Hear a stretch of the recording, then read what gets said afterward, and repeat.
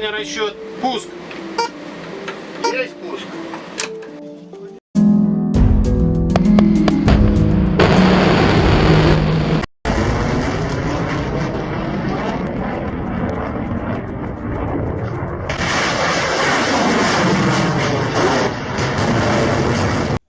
Satu tahun konflik Rusia-Ukraina, belum ada tanda-tanda berakhir. Masyarakat dunia cemas. Rusia tidak menunjukkan gelagat mundur, sekalipun dikeroyok NATO, Amerika, dan konco-konconya.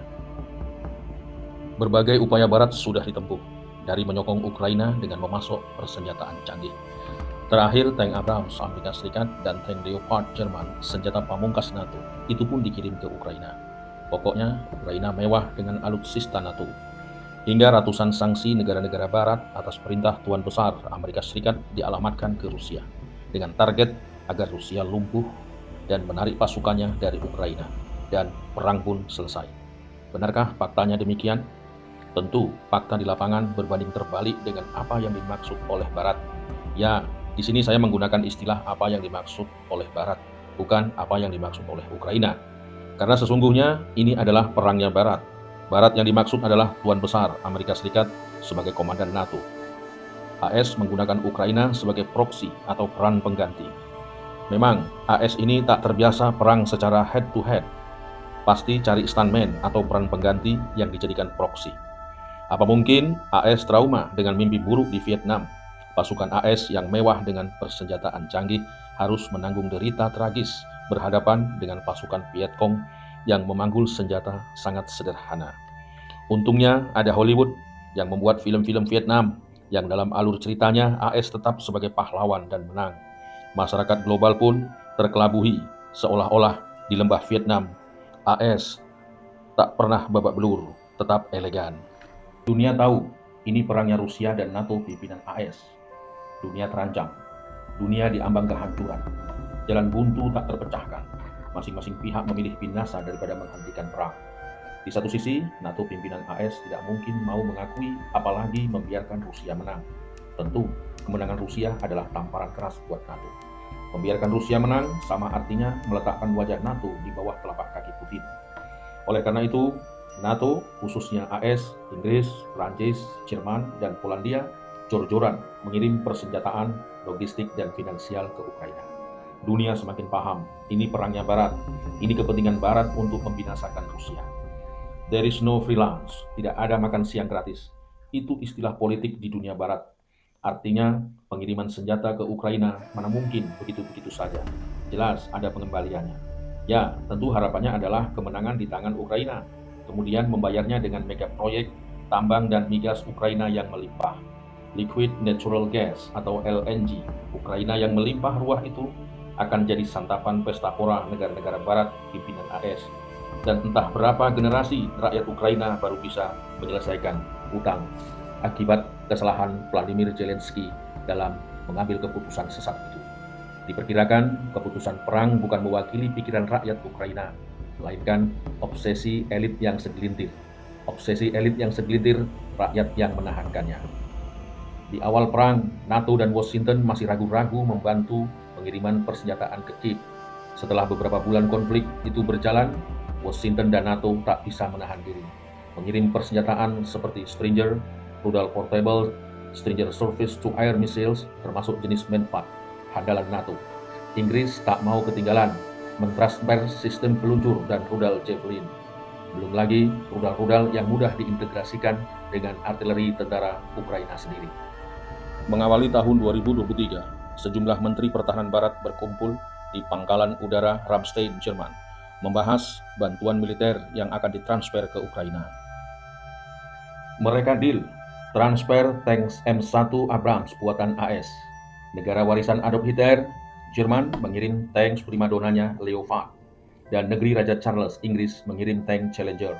Washington dan NATO sudah semakin dalam terlibat dalam konflik Rusia-Ukraina. Semakin besar anggaran AS dan NATO investasi di negeri Volodymyr Zelensky itu.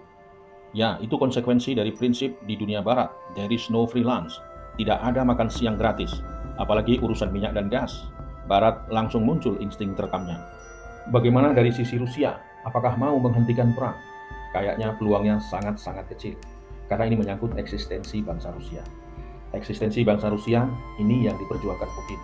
Berikutnya, Syahwat ingin menguasai dunia dengan cara-cara barat seperti yang selama ini kita tonton. Bagaimana jadinya Irak, Libya, Suriah, Lebanon, Palestina, belum lagi tindakan-tindakan yang bersifat invisible hand yang membuat Putin harus main tempeleng terhadap Ukraina. Mereka ingin memusnahkan Rusia, kata Putin dalam sebuah wawancara televisi Rusia 26 Februari 2023. Putin meyakini bangsa Rusia dalam bahaya. Putin mengatakan Barat memecah belah Rusia dan kemudian mengendalikan Rusia yang kaya dengan minyak, gas, dan tambang itu. Dari pernyataan-pernyataan Putin itu jelas, there is no another choice. Tidak ada pilihan lain. Melawan, kalah menang belakangan. Runtuhnya Uni Soviet 1991 ditandai berakhirnya perang dingin antara blok Barat dengan aliansi NATO dan blok Timur dengan Fakta Warsawanya. Setelah runtuh Uni Soviet, berikut bubar pula Fakta Warsawa yang merupakan ancaman Barat selama ini. Melihat sejarah cikal bakal berdirinya NATO, latar belakang berdirinya adalah mengimbangi Fakta Warsawa pimpinan Uni Soviet. Dan memang suasana politik global ketika itu relatif balance. Terjadi apa yang disebut balance of power. Apa yang terjadi setelah Uni Soviet dinyatakan Mikhail Gorbachev bubar? NATO menjadi pemain tunggal dan kehilangan makna, kehilangan peran, dan salah arah. Bahkan, pemerintah Tiongkok tanpa ragu-ragu mengatakan sudah seharusnya NATO dibubarkan.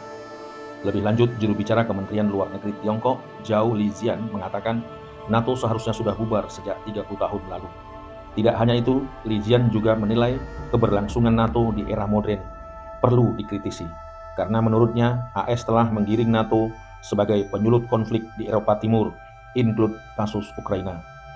Jauh-jauh hari sebelum mengarahkan pasukannya, Rusia memperingatkan NATO agar membatasi ekspansinya. Tapi NATO seperti pepatah mengatakan, anjing menggonggong kapilah berlalu, tidak menghiraukan sama sekali. Bahkan, ekspansi NATO sampai ke Eropa Timur di perbatasan dengan Rusia, menempatkan pasukannya tak jauh dari Moskow. Jelas, itu provokatif.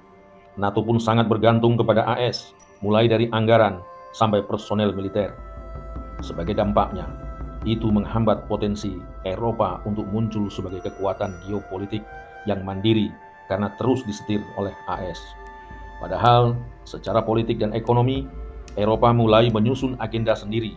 Nilai perdagangan Eropa dengan Rusia krusial, khususnya pada sektor energi. Begitu juga dengan Tiongkok, dalam 5 tahun terakhir telah menjadi mitra dagang signifikan Eropa. Cerita tentang Eropa ini seperti terpasung oleh keanggotaan NATO. Sebelum perang Ukraina, perdagangan Uni Eropa ke Rusia cukup signifikan. Kita lihat pasokan energi, khususnya minyak dan gas ke Eropa melalui pipa Nord Stream 2, mencapai 50% dari Rusia. Bayangkan, itu artinya separuh kebutuhan Eropa terkait energi berasal dari Rusia. Dan ketika pecah perang Ukraina, di bulan-bulan pertama, negara-negara Eropa Barat, Inggris, Jerman, Polandia masih ogah memusuhi Rusia. Karena mereka sadar energi itu menyangkut hidup matinya negara. Dari energi sumber kehidupan. Karena bisa menggerakkan roda industri dalam dunia yang makin kesini makin kapitalis. Ya, energi kebutuhan primer umat manusia. Tapi ceritanya menjadi lain setelah AS menyeret Uni Eropa untuk memberikan sanksi yang berlapis, berikut mendorong negara-negara Uni Eropa mentransfer persenjataan ke Ukraina. Ya, Putin pun merespon setara dengan apa yang sudah dilancarkan kepada Rusia. Lu jual, gua beli. Kurang lebih itulah respon Putin apabila disampaikan pakai bahasa Betawi. Eropa sempat sekarat, pasokan energi dari pipa Nord Stream 2 menuju Eropa diputus oleh Rusia. Eropa berada di tepi jurang kehancuran. Kekhawatiran masyarakat dunia bukan tak beralasan.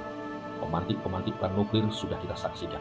Barat sudah merencanakan dengan menempatkan pasukan dan persenjataan dengan posisi jarak tembak ke Moskow, bahkan beberapa tahun sebelum invasi Rusia ke Ukraina dilancarkan. Melihat peta gelagat Barat yang terus ekspansi tanpa batas, mengantarkan Putin pada satu kesimpulan, Barat ingin membinasakan Rusia. Barat terus memantik dan mengobarkan perang dengan terus memasok peralatan perang ke Ukraina. Ratusan sanksi yang dialamatkan kepada Rusia memperjelas sikap Barat yang ingin menghapus Rusia dari peta dunia. Apa-apa yang dilakukan Barat membuat Putin terdesak, terpojok di sudut keterpaksaan. Pada situasi terpojok, tidak mustahil Putin menekan tombol nuklirnya. Dan kalau itu terjadi, tragedi bumi gonjang-ganjing tak terelakkan. Semoga pintu diplomasi terbuka lebar, masyarakat dunia terhindar dari bencana global.